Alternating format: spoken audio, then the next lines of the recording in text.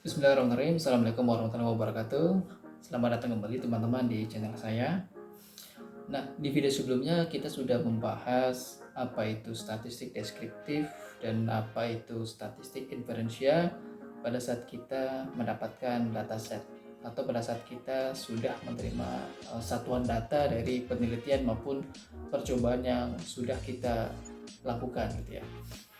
Kemudian pada saat video yang lalu, di akhir saya mencoba untuk menganalisa lebih dalam pada konteks statistik deskriptif, yaitu bagaimana jika ada data yang hilang, bagaimana jika ada data yang kosong disebabkan karena mungkin memang terjadi kelalaian dalam pengamatan data, atau bisa juga disebabkan karena sampel yang kita jadikan percobaan mungkin mengalami pengurangan, bisa disebabkan karena kematian, kerusakan, atau mungkin memang tidak bisa dilakukan pengamatan lebih lanjut. Nah, tentu beberapa permasalahan ini sering terjadi dalam penelitian. Biasa pada saat kita melakukan penelitian di tingkat akhir itu ya, baik tingkat sarjana, kemudian master maupun di tingkat dokter, pasti kejadian ini akan sering kita jumpai dan itu menjadi sebuah hal yang wajar. Namun yang menjadi tidak wajar adalah jika data yang kosong ini kita biarkan begitu saja. Nah, ini sebenarnya cara-cara yang kurang tepat, cara-cara yang bisa menggiring kita kepada kesimpulan yang tidak valid gitu ya. Lantas bagaimana caranya kita untuk melakukan pengisian data yang kosong, atau biasa dikenal dalam data analitik itu adalah imputation, missing imputation value gitu ya. Nah, cara untuk mengisi data yang hilang atau data yang kosong itu ada 3. Bisa menggunakan min, median, dan modus. Bagaimana metode yang terbaik? Maka kita perlu pahami konteks dari masing-masing ketiga metode ini. Untuk lebih jelasnya, saya akan berikan simulasi kepada ketiganya. Simulasi yang pertama, kita akan berfokus pada nilai min. Ini saya akan tulis, ini adalah nilai min. Nah, misalkan saya punya data 5, 8, 5, 9, 10, 7, maka totalnya adalah 44. Kemudian kita bagi 6, hasilnya adalah di angka 7,7. Ini adalah nilai min yang akan kita gunakan sebagai data baru pada saat kita akan melakukan pengisian data yang hilang atau data yang kosong gitu ya. Nah, lantas bagaimana jika pada satuan dataset kita memiliki nilai anomali atau nilai outlier gitu ya. Sekarang kita akan simulasikan.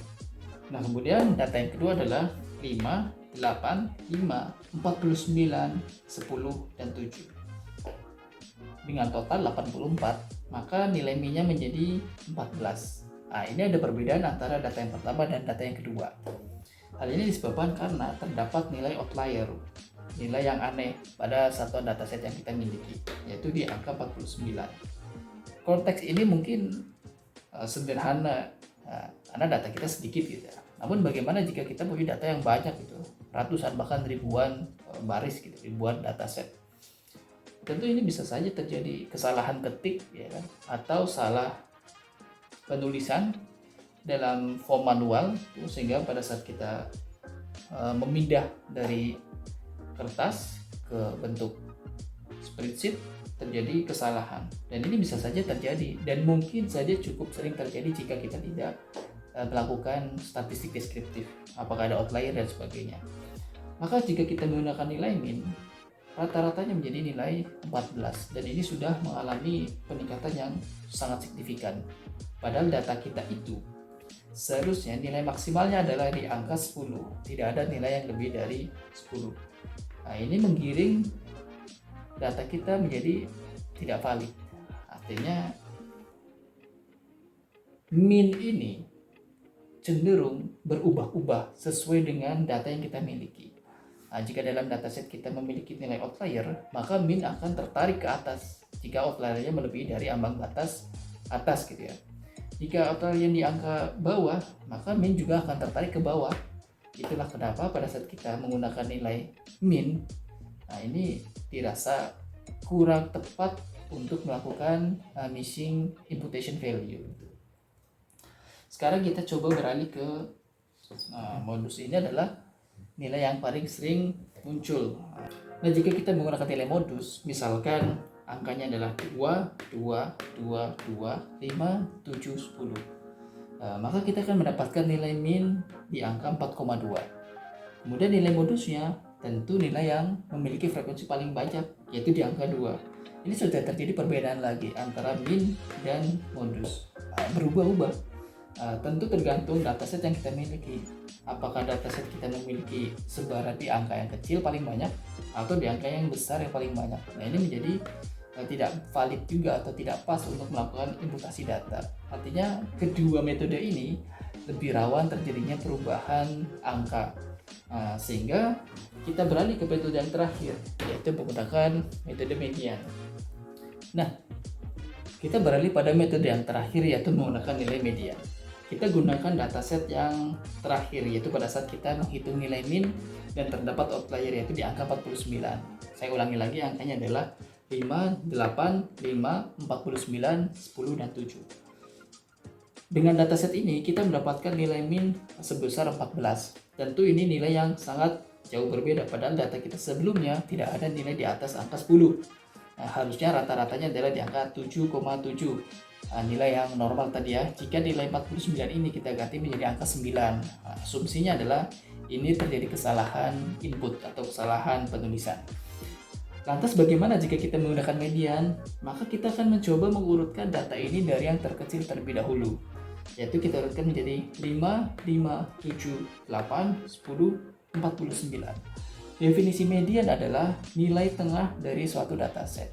Nah, jika ada data yang genap, maka nilai tengahnya adalah data ke-3 dan ke-4 yang kita miliki. Karena data kita jumlahnya 6 ya.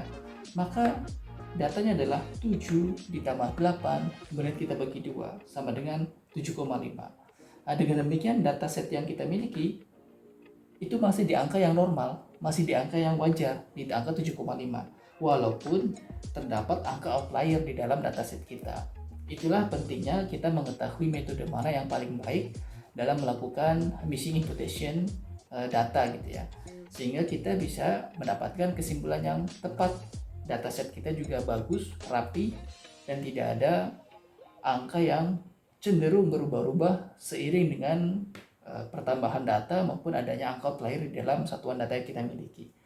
Dengan demikian teman-teman, median merupakan cara yang paling baik untuk melakukan imputation value pada saat kita memiliki dataset yang hilang disebabkan karena sampel mungkin mengalami kematian atau memang sampel sudah tidak bisa diteruskan lagi dilakukan pengamatan. Demikian informasi yang bisa saya sampaikan teman-teman. Semoga ini membantu dalam melakukan pengolahan data di masing-masing bidang gitu ya, dan bisa menambah wawasan sehingga bisa menghasilkan kesimpulan yang tepat dan tentunya tidak menggiring pada hasil yang tidak baik. Sekian dan terima kasih. Saya Hiri. Wassalamualaikum warahmatullahi wabarakatuh.